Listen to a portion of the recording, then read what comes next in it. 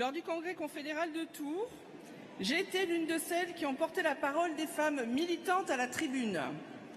Dès que j'en suis descendue, une personne que je ne connaissais pas m'a abordée pour m'informer que ma carrière syndicale était terminée. 30 secondes à peine après la fin de mon intervention. Et ce n'était que le début. Camarades, si tu es là, moi aussi.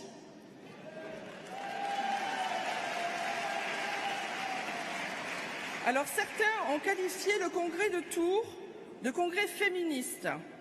Mais féministe dans ce cas précis, c'est quoi? C'est juste militer pour que les femmes aient les mêmes opportunités que les hommes, que le travail des femmes soit reconnu de même valeur que celui des hommes et que la parole des femmes soit prise en compte au même titre que celle des hommes. Rien de bien extravagant en somme. Comme quoi féministe, ça n'est pas un gros mot. Pour moi et pour d'autres, ce congrès de Tours a été d'une violence inouïe, une violence à laquelle nous n'étions pas préparés et qui a remis en cause, je ne vous le cache pas, mon engagement dans l'organisation. Mais cette expérience et les discussions qui en ont suivi avec mon entourage dans l'organisation font que je suis toujours là. Alors on m'a conseillé, et je sais que c'est avec bienveillance et pour m'accompagner politiquement, de choisir un autre sujet que l'égalité homme-femme si je devais prendre la parole pour ce congrès ici à Lille, et pour ne pas être connue et identifiée dans l'organisation uniquement sur ce sujet. L'égalité est une des batailles syndicales que je mène de front. Et tant que la parole des femmes ne sera pas suffisamment prise en compte dans notre organisation, et tant que j'aurai des choses à dire sur le sujet, je continuerai à prendre la parole.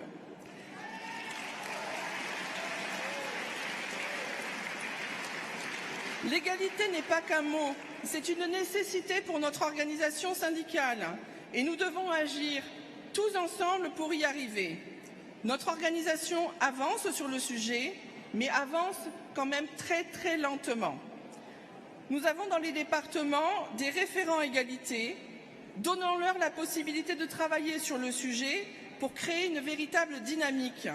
Donnons-nous une chance d'avancer ensemble. La cause des femmes n'avancera pas sans les femmes, mais pas sans les hommes non plus, et surtout pas sans une bonne formation des militants.